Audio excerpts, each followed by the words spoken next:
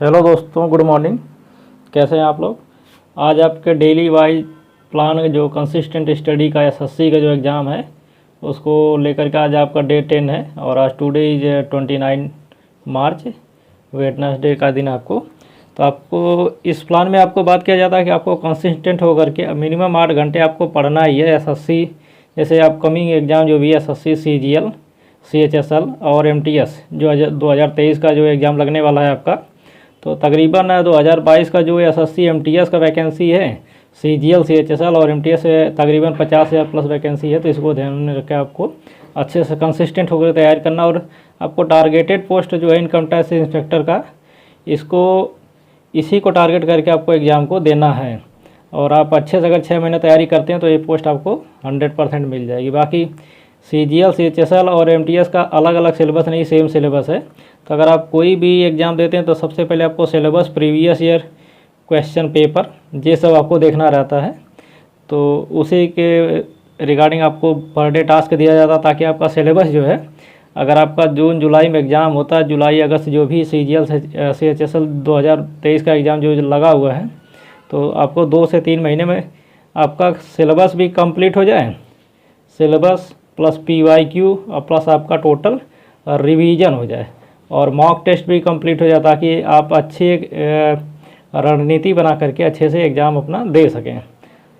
तो आइए आज बात कर लेते हैं आज के टास्क की। तो आपको टास्क जो है लाइफ पर्पज़ के रूप में लेना है, यानी कि 6 महीने जो आपका एक जीवन का उद्देश्य हो जाना चाहिए कि आपको 6 महीने जो है 8 घंटे मिनिमम पढ़ना ही। अगर आप तैयारी कर रहे हैं या फिर जॉब कर रहे हैं या फिर किसी अदर वर्क में हैं, तब भी आपको 8 घंटे समय निकाल करके, अगर आपको निकालना है 2023 में जॉब लेना है तो आपको इतना देर पढ़ना ही पड़ेगा। क्योंकि आपको पता है कि आने वाला आगे 2024 जो चुनाव है, तो उसके बाद हो सकता है कि वैकेंसी थोड़ा डिले हो जाए या वैकेंसी कम हो जाए।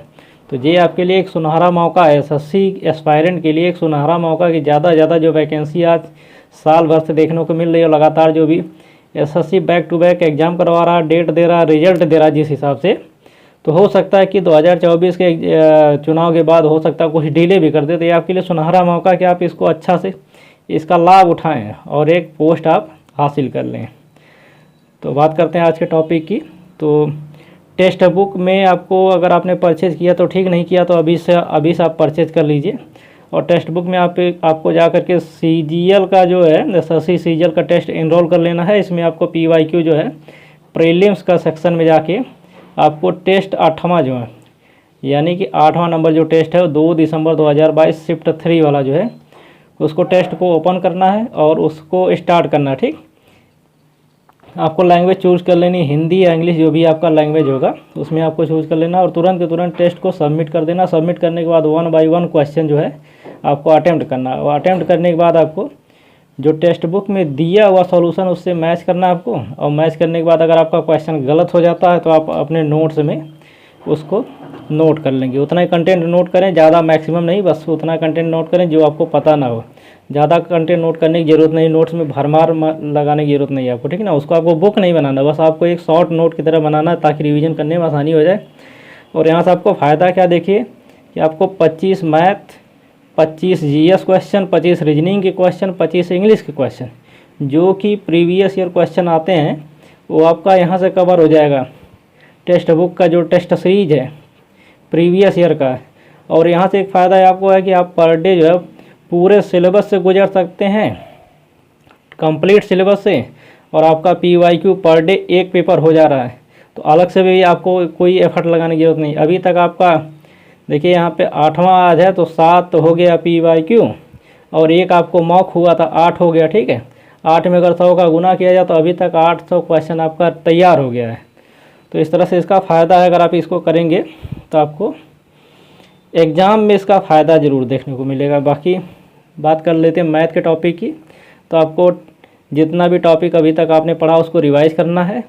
फार्मूला के लिए आपको कॉपी अलग से एक बना लेनी 10 पेज की, उसमें आपको केवल और केवल फार्मूला नोट करना है। और उसी में हो सके तो 1-2 पेज इसके लिए निकाल लीजिए। देखिए यहाँ पर जो बताया जाता है पर डे आपको कि अगर आप सीजीएल के एस्पायरेंट हैं तो आपको यहाँ पर नंबर लिख लीजिए, नंबर यानी संख्या, और उन नंबर के जो स्क्वायर, ठीक है, स्क्वायर, क्यूब और एक टेबल की अलग से चार्ट बना लीजिए। तो यहाँ पर देखिए 1 2 3 4 ऐसे नंबर्स लिख लीजिए, इनका यहाँ पे स्क्वायर लिख लीजिए। जैसे 1 का स्क्वायर 1 होता है, 2 का स्क्वायर 4, 3 का स्क्वायर 6, 3 का स्क्वायर 9। और इसी तरह क्यूब लिख लीजिए। क्यूब 1 का क्यूब 1, 2 का क्यूब आपका होता है 8, और 3 का क्यूब 27, और 4 का क्यूब होता है आपका 64। ठीक है, तो इस तरह से आप नोट करेंगे। तो अभी तक आपने 1 से 35 तक की संख्याओं का स्क्वायर पढ़ा, तो आज आप 5 संख्या और पढ़ लेंगे, यानी 1 से 40 तक की संख्याओं का स्क्वायर। 1 से 25 तक की संख्याओं का क्यूब आपने अभी तक याद किया है। ये चार्ट आप बना लेंगे तो आपको आसानी से याद भी हो जाएगा। तो अभी आपको 1 से 30 तक की संख्याओं का क्यूब और 1 से 30 तक की संख्याओं का पहाड़ा यानी टेबल आपको पढ़ना है। बाकी आपको टॉपिक में दिया जा रहा percentage of profit loss, percentage जो चैप्टर आपका दिया था, और प्रॉफिट लॉस यानी लाभ और हानि से रिलेटेड जितने भी टॉपिक अभी आपने कवर किया है, उसका आज आपको मिक्स क्वेश्चन करना। मिक्स क्वेश्चन कहाँ से करना? टेक्स्ट बुक में जाकर टॉपिक वाइज क्वेश्चन जो दिया रहता है वहीं से आपको प्रैक्टिस करना है। इंग्लिश में बात कर लेते हैं। तो आपको प्रीवियस जो टॉपिक अभी तक आपने पढ़ा है 8 से 10 टॉपिक, उसको रिवाइज करना है। वो कैब आपको द हिंदू एडिटोरियल से करना है। हिंदू एडिटोरियल कैसे करना कि आपको एडिटोरियल उठा करके और आपको एक तरफ से पढ़ना है। ठीक है, जितने भी पढ़ना, और जितने भी 15 वर्ड्स पर डे 15 वर्ड्स यानी 15 शब्द जो है आपको उसमें से छाट लेने, जो आपको नहीं पता हो या नया हो या नहीं आ रहा हो या आपके लिए कठिन लग रहा हो, उसका नोट्स बना लेना। उसी को आपको नोट्स बना लेना। बनाना कैसे? देखिए, चार्ट बनाएंगे आप, यहाँ पे लिखेंगे वर्ड्स, और जो भी शब्द यहाँ पे 15 1 2 3 4 करके लिख लेंगे। उसके बाद इसका हिंदी में अर्थ लिख लेंगे, एंटोनिम्स लिख लेंगे और सिनोनिम्स लिख लेंगे। यहाँ पे रिलेटेड एक सेंटेंस इसका बना लेंगे। जो वर्ड्स है उसी से रिलेटेड आप एक सेंटेंस, कोई भी इजी या हार्ड जो भी आपको लगे उसको आप अपने से खुद से बना लेंगे। और आपको एक टॉपिक दिया जा रहा है कंडीशनल सेंटेंसेज। जिस कंडीशनल सेंटेंसेज ये टॉपिक आपको करना कहाँ से? नीतू मैम की जो बुक है, नीतू मैम की बुक जो है वॉल्यूम 1, यहाँ से आपको करना है। और इसको करने के बाद आप जीएस में देखेंगे भूगोल वाले सेक्शन में जाएंगे। आपको आज विश्व का भूगोल पढ़ना है। विश्व का भूगोल में पृथ्वी की आंतरिक संरचना, यानी पृथ्वी की जो देखिए, जो पृथ्वी मान लीजिए गोल है या गोलाकार में है, तो इसके अंदर जब हम जाएंगे, यानी इसका सेक्शन जब काट के देखते हैं तो मान लीजिए 200 किलोमीटर सबसे बाहरी परत को बोलते हैं क्रस्ट, भीतरी पृष्ठ को बोलते हैं मेंटल, और अंदर वाला जो लेयर है इसको बोलते हैं कोर। तो इस तरह से आपको देख लेना कि कितने कितने लेयर पे कौन कौन से पदार्थ से मिलकर बना है। आपका क्रस्ट मेंटल कौन से पदार्थ से मिलकर बना है, कोर कौन से पदार्थ से मिलकर बना है, कैसे इसका पता चला है, ये सब आपको दिया हुआ है। और इसका बाह्य संरचना है। बाह्य संरचना यानी पर्यावरण के बारे में पढ़ लेना कि कौन कौन सा मंडल, जैसे स्थल मंडल हो गया, वायुमंडल हो गया, जल मंडल हो गया। तो इस तरह से आपको भूगोल में ये आपको टॉपिक कवर करना है। करना कहाँ से? आपको लूसेंट या फिर किरण पब्लिकेशन या फिर ब्लैक बुक, तीनों में से किसी एक बुक को, तीनों नहीं केवल एक बुक को, किसी एक बुक को परचेज कर लेना या रख लेना, इसी से आपको पढ़ना है। बाकी संविधान में आपने देखिए भाग 1 से लेकर भाग 3 तक का अनुच्छेद, कितना अनुच्छेद है? तो 1 से लेकर के 35 तक। ठीक, यानी भाग 1 जो आपका है वो संघ और राज्य क्षेत्र है। भाग 2 जो है वो नागरिकता से संबंधित है, और भाग 3 जो है आपका मौलिक अधिकार से संबंधित है। ठीक है, तो ये तीनों आज जो है आपको कवर कर लेना है, यानी रिवाइज कर लेना इसको, क्योंकि ये क्वेश्चन ये टॉपिक आपके लिए काफ़ी महत्वपूर्ण टॉपिक, संविधान से क्वेश्चन आना ही है, और इन तीनों भाग से क्वेश्चन अनिवार्य रूप से आना है। बाकी आप अनुसूचियाँ जो है 1 से 12 तक की अनुसूची है उसको देख लेंगे, उसको नोट्स कर लेंगे और शॉर्ट फॉर्म में नोट करेंगे। जैसे पहली अनुसूची जो है वो आपको क्या बताती है? संघ से रिलेटेड है, संघ एवं राज्य से संबंधित है। दूसरी क्या है? शपथ से है। तीसरी पद से है। इस तरह से आप इसको पढ़ लेंगे। जैसे 9वीं अनुसूची है, 10वीं देखिए दल बदल से रिलेटेड है, 11वीं 12वीं ऐसे आपको 12 तक का पढ़ लेना। संविधान के स्रोत आपको पढ़ना है, इसको आपको देख लीजिए। ये सब आपका पढ़ा हुआ टॉपिक है, ये मैं रिवीजन के लिए आपको दे रहा हूँ ताकि एक नज़र देख लीजिए, आपको ध्यान में हमेशा बना रहेगा। बाकी करंट अफेयर में आपको महत्वपूर्ण दिवस पढ़ना है, और महत्वपूर्ण दिवस एवं उनके थीम यानी कि विषय रिलेटेड पढ़ना। कहाँ से पढ़ना है आपको?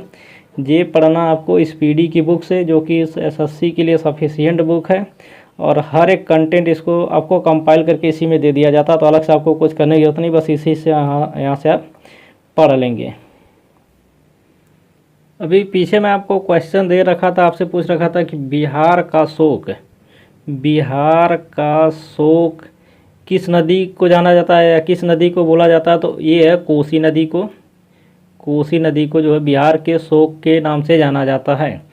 और स्वर्ण रेखा नदी किस राज्य में बहती है, तो ये आपका है झारखंड, ये आपको देख लेना, ठीक है।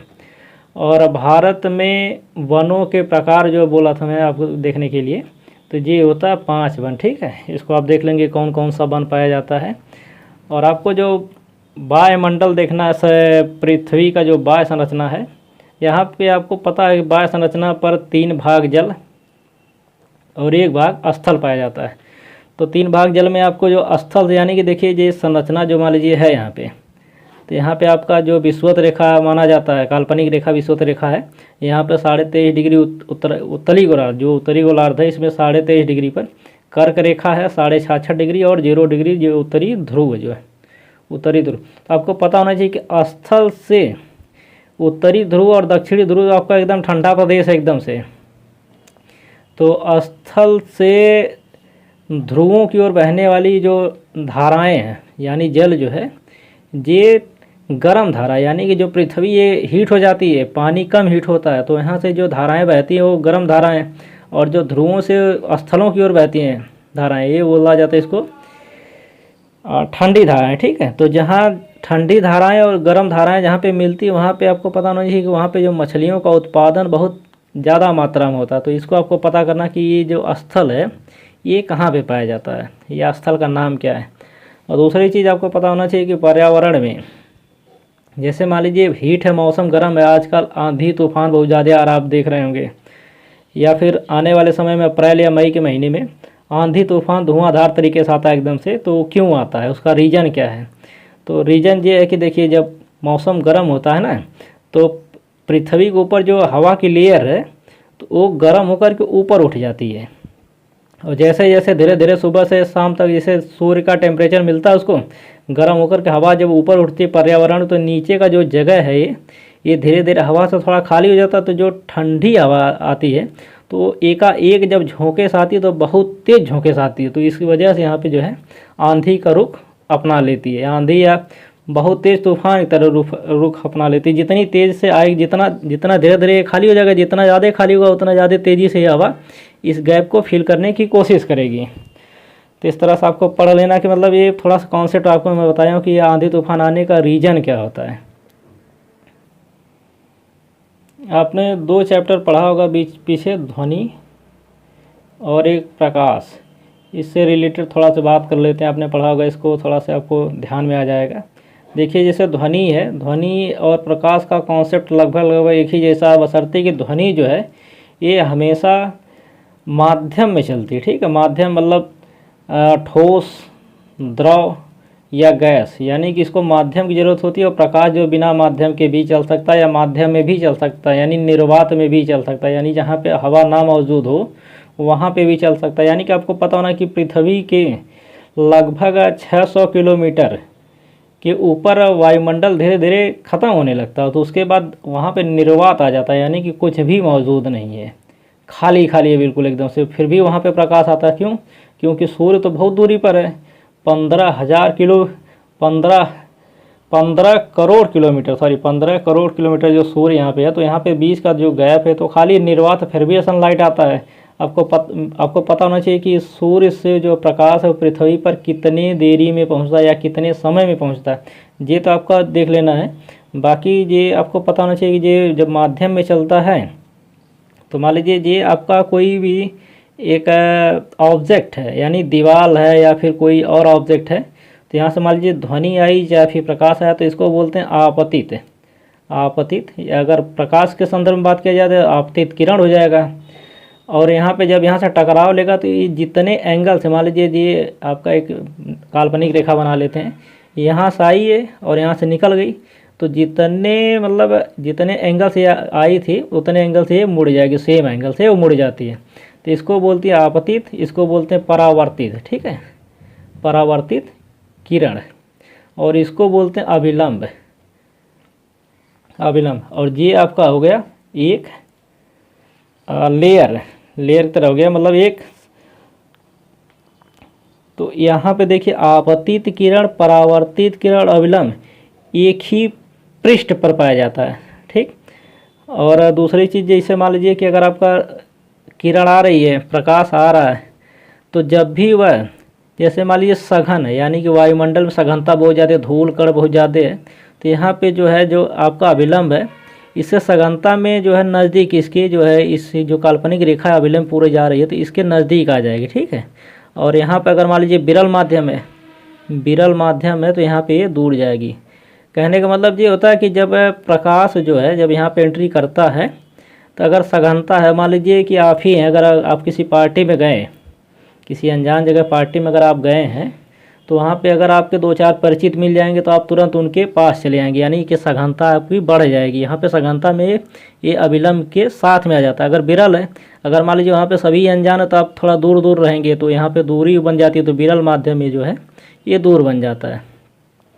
तो इसको कॉन्सेप्ट को आप देख लेंगे। जैसे कि अगर मान लीजिए पानी है, तो पानी में अगर आप छड़ को अगर मान लीजिए अगर 60 डिग्री पर करते हैं, यहाँ पे टेढ़ा करके रखते हैं, तो ये आपको थोड़ा से और ज़्यादा टेढ़ा महसूस होता है। क्यों? क्योंकि पानी जो है, जो वायुमंडल जो है, ये हवा जो है एक कम सघनता थी किसके रेस्पेक्ट में, पानी के, लेकिन पानी थोड़ा ज़्यादा जो है सघन है, तो इसमें थोड़ा से आपको मुड़ा हुआ दिखाई देगा।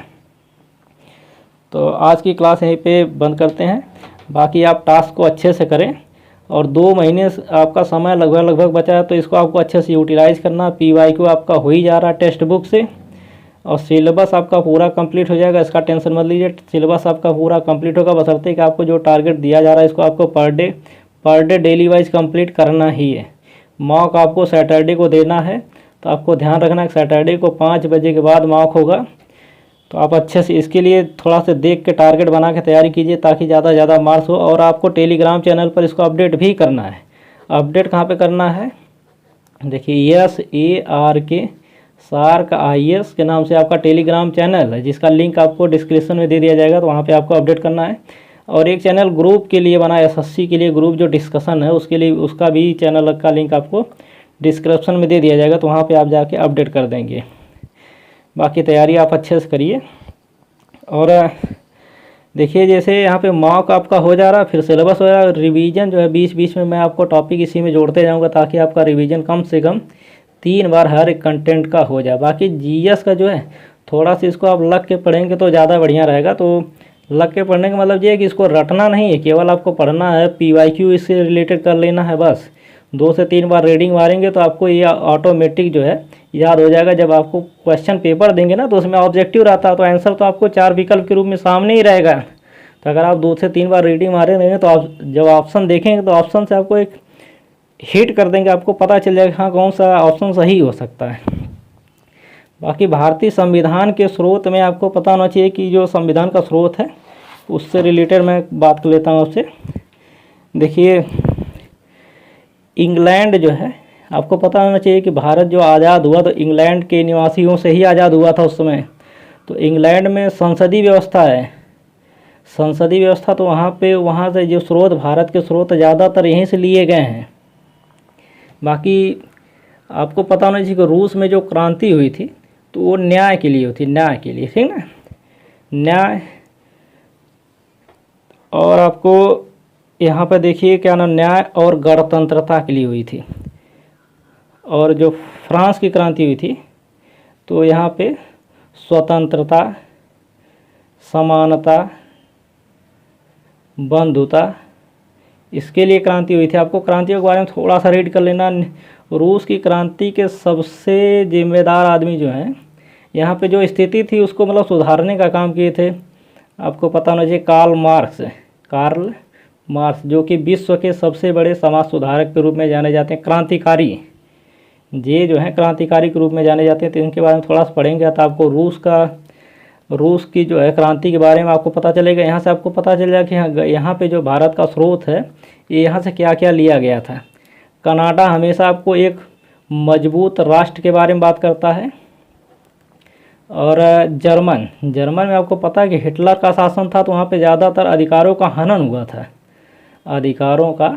हनन हुआ था, यानी आपात उपबंध और अन्य जो अधिकारों का जो हनन होता है, यानी कि अनुच्छेद देखेंगे जब आप मौलिक अधिकार में जाएंगे तो मौलिक अधिकार में कुछ अधिकारों का जो है जो भारत सरकार है कहीं कहीं आपात उपबंध में या फिर किसी प्रकार का जो आक्रमण या किसी स्थिति में जो आपके अधिकार जो छीन लिए जाते हैं कुछ समय के लिए, तो ये यहीं से रिलेटेड है, जर्मन से ही।